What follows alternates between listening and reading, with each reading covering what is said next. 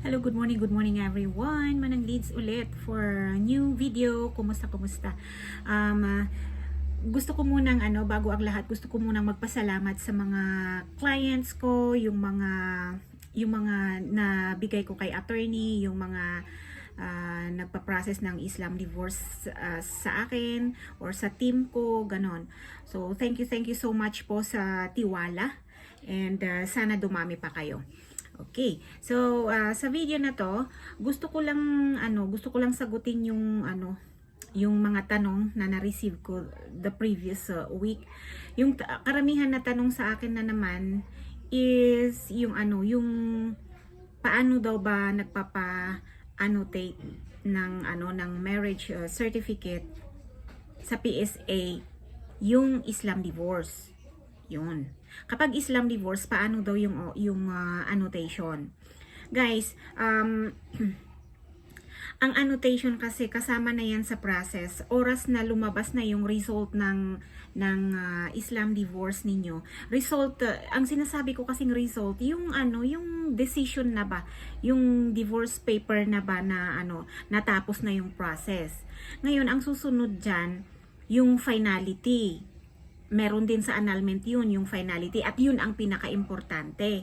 Yung parang yun na yung last na papeles ng ng divorce, kasi yung decision na yun or yung result na yun, doon nakasulat yung sasabihin na tapos na yung divorce, tapos na yung annulment, approve na, yung mga ganon. Tapos igagawan na yan ng finality, certificate of finality. Tapos yun, bali ang documents kasi ng Islam divorce, doon sa mga hindi nakakaalam, 11 pages po yan. 11 pages po yung yung sa amin, hindi ko lang alam sa iba ha. Basta yung sa amin kasi 11 pages naman talaga. Tapos kailangan buo yun, lahat yun na isasubmit sa LCR at saka sa PSA. Hindi pwedeng kasi yung mga tanong sa akin previously or this week, divorce certificate lang, certificate of finality lang, yung nasa kanila, yung hawak nila. Hindi ko alam kung may ganun, pero sa amin guys, 11 na coupon ban yun. Yung set na yun. Tapos yun na yung dadalhin sa LCR at saka sa PSA. So paano nangyari na divorce certificate lang yung hawak mo or certificate of finality tapos magpapa-annotate ka na sa PSA? Hindi pwede yun. Kaya lagi kong sinasabi sa inyo guys, mag-ingat po kayo ha. Mag-ingat po kayo sa pakikipag-transact online. May mga nagsasabi rin, marami na rin nag-chat sa akin na bakit daw mahal yung presyo ko. Eh ganun naman talaga yun. Ganun naman talaga ang presyo. Ngayon, kung nagtataka kayo kasi siguro may nag-o-offer sa inyo ng mura, wala na ako dun. Bahala na kayo rin magkilatis dun kung legit ba sila o hindi. Yun. Yun guys. Kaya wag nyo akong tanungin bakit mahal ang presyo ko. Kasi yun naman talaga yun. Tapos, yun nga, mura nga yung binayaran nyo. Yung mga ibang nagme-message sa akin, nagpapaturo kung anong gagawin dun sa divorce certificate nila, yun sa certificate of finality nila. Nasaan yung binayaran nyo dun? Oh.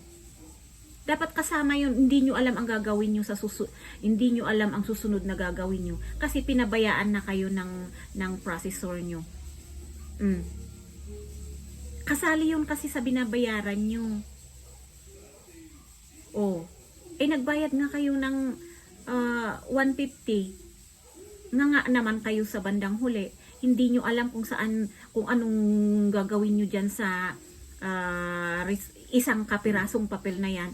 Kasi sa amin talaga, 11 na coupon ban yung divorce papers na nanggagaling sa amin. Tapos yun na yung dadalhin sa LCR at saka sa PSA. Ewan ko lang sa iba, bakit sabi, ito lang binigay sa akin. Ha? Talaga? Tapos magtatanong kayo sa akin ng kung ano-anong tanong, eh malay ko kung anong isasagot ko diyan, hindi ko kayo talaga masasagot din ng siguro kung ano yung gusto nyong kasagutan kasi hindi ko naman alam kung anong proseso ang ginawa sa inyo. Yun guys. Kaya dun sa mga nagtatanong bakit mahal ang presyo ko, ganun po talaga ang presyo. Dahil hindi ko naman kinukuha yun. Hindi naman sa akin napupunta yun. Nagvo-vlog ako, yes, nag-share ako ng information, pero hindi ibig sabihin na yung ibinabayad nyo, sa akin napupunta. Hindi po. May party lang siguro ako na maliit lang, pero hindi yung buong ibabayad nyo sa akin. Hindi Dahil alam nyo naman na may babayaran kayong korte, may babayaran kayong kung ano-ano. Ngayon, yung nagtatanong din dun sa referral fee ko sa annulment lawyer, normal talaga yun. Ganun na ang uso ngayon. Referral fee, finder's fee, tag nito. Yun, finder's fee ang tawag kasi kapag rin sa real estate. Kasi 'di ba lagi kong nababanggit na hindi lang Islam divorce at saka annulment ang services ng LGD ha. Hindi lang po, may apartment diyan, may house and lot diyan, may lot diyan, kung ano-ano. May PSA, may DFA, may loans. Yun. So hindi lang Islam divorce at saka annulment. Tapos yung referral fee na 5,000 na yun, huwag nyo nang questionin yun dahil karapatan ko yun. Take it or leave it yun guys. Sorry po, pero take it or leave it talaga yun. Imagine, bibigyan ko kayo ng legit lawyer. At least makakasiguro naman kayo na lawyer talaga yung tatanungin nyo, yung kakausapin nyo. Yun. Hindi kagaya ng iba na malay nyo kung attorney talaga yung ibibigay sa inyo or ano. Yun.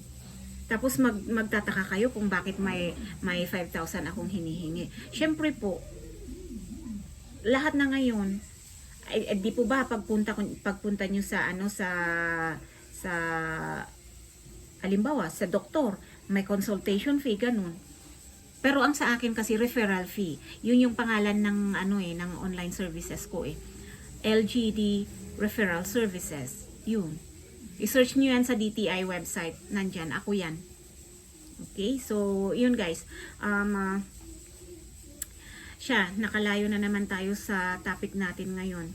Yung how to process PSA annotation sa Islam divorce. Or pati na rin sa annulment, parehas lang naman yan.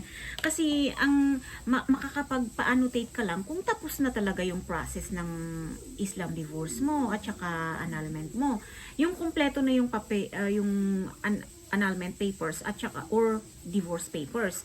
Kasi paano nga naman mailalakad yan sa munisipyo ninyo or sa PSA kung hindi pa tapos.